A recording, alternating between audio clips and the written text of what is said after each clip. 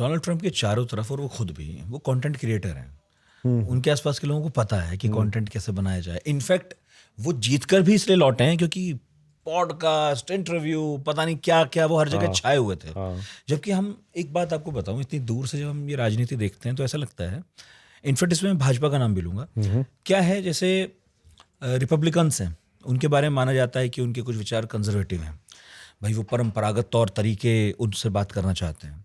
हिंदुस्तान में भारतीय जनता पार्टी को भी ऐसे देखा जाता था कि ये तो एक ऐसी पार्टी है जो पुराने तौर तरीकों से चलती है, ये तो पुराने ख्वाब में जीती है। लेकिन ये कैसा संयोग है, या दुनिया में कहीं और भी होता है क्या, कि जिन पार्टीज की ये इमेज है, दरअसल नए जमाने के टूल सबसे पहले वही अपना रहे हैं, वही उनका सबसे ज्यादा फायदा उठा रहे हैं।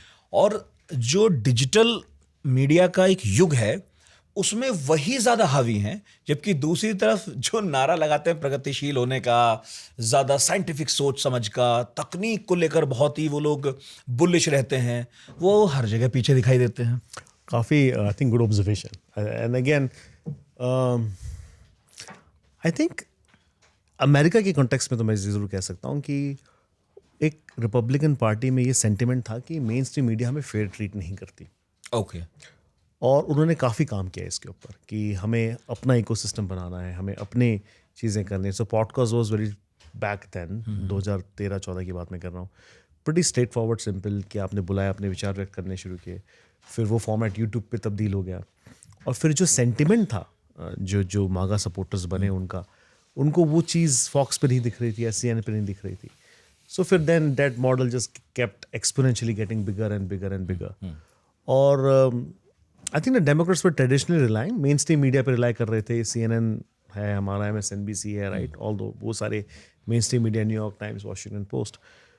तो वो मुझे लगता है वजह रही है कि जो फ्रिंज था, जिसे हम कह सकते हैं फ्रिंज, उस पार्टी का एक्सट्रीम, उनको मेन स्ट्रीम मीडिया में जगह नहीं मिली। उन्होंने अपना इकोसिस्टम खड़ा किया, और शायद could be very well eligible for other countries also including. Question ये है, कांग्रेस ने क्यों नहीं किया भारत में?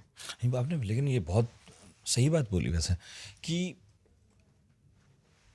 जो मेन स्ट्रीम मीडिया रहा है अभी तक पूरी दुनिया में, वो सोफिस्टिकेटेड बातें करता रहा है, क्योंकि करनी भी चाहिए उस हिसाब से ही, कि भाई आप खुलकर तो ये नहीं कह सकते, जो बातें खुलकर ये मागा सपोर्टर बोल देते हैं, बिल्कुल, तो ऐसी बातें आप टीवी पे कहेंगे? नहीं कह सकते। तो ये तो एक तरह का वॉयलेंस है जिसका आप आह्वान कर रहे हो, या आप समाज को जो है विभाजनकारी सोच है आपकी, उससे डिवाइड करने की कोशिश कर रहे हो, शायद ऐसा माना जाएगा।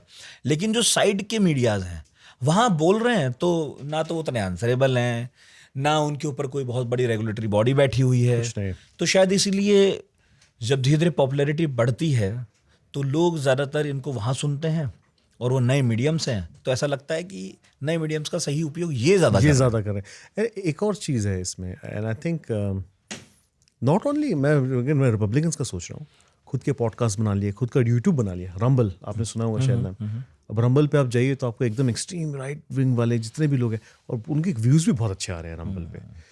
तो आई थिंक दे रियलाइज्ड कि अपना ट्विटर बना लिया उन्होंने। अपना ट्विटर तो है ही उनका, ट्रुथ सोशल। तो वो जो सेंटिमेंट था ना, I think they have been able to, Republican ज़्यादा अच्छे से कैप्चर कर पाए।